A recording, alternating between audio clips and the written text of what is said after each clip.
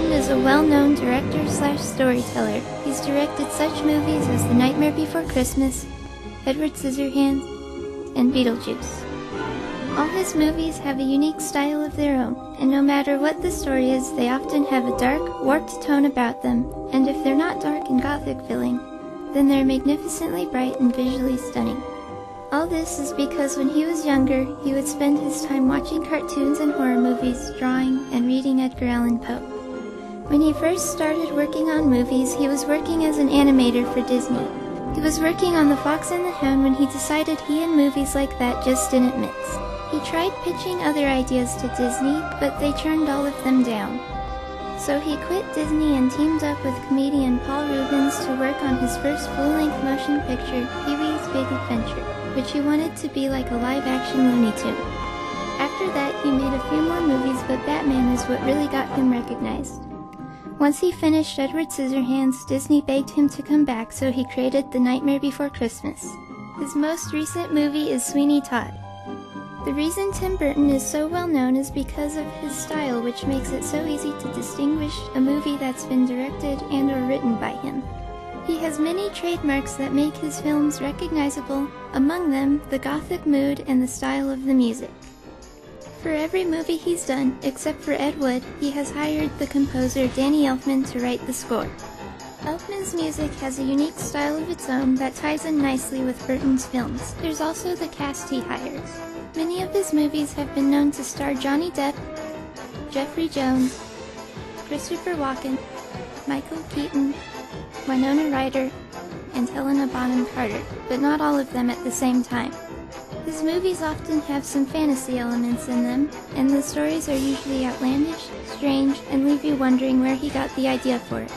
Other subtle trademarks of his are that he often opens the movies with credits that are going through something or following something. His films often have something to do with Christmas or Halloween, and somewhere in them snow has to be falling in at least one scene. The main character is usually a misunderstood, shy outcast with pale skin and crazy black hair, a lot like his own.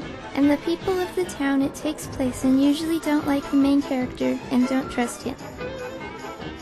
Burton seems to be obsessed with horror movie actors who he makes movies about, such as Vincent Price and Ed Wood, and he even gets them to act in his films himself.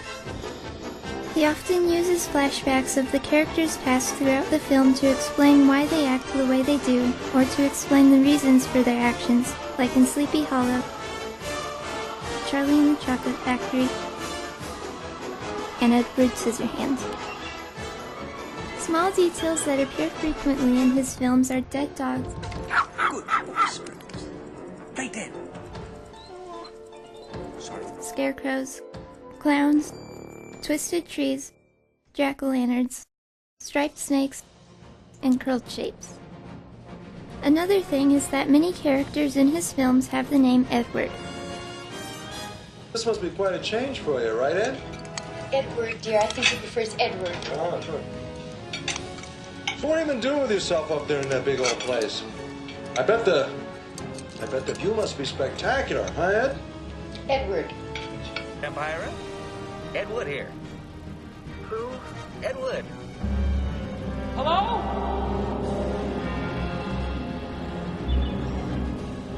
My name is Edward Bloom, and I want to talk to you. His animated films even have their very own style of art that is unlike any other. The characters have large round eyes, skinny bodies, stick-like legs, tiny feet, and most importantly, they're stop-motion animation. Stop-motion animation is a form of animation that involves moving an inanimate object little by little and taking a picture of the movements. When played back, it looks like the inanimate object is alive. Another name for this process is claymation, because the objects used are usually clay figures. Claymation is Burton's favorite form of animation and has guaranteed us that he will make more of these movies in the future.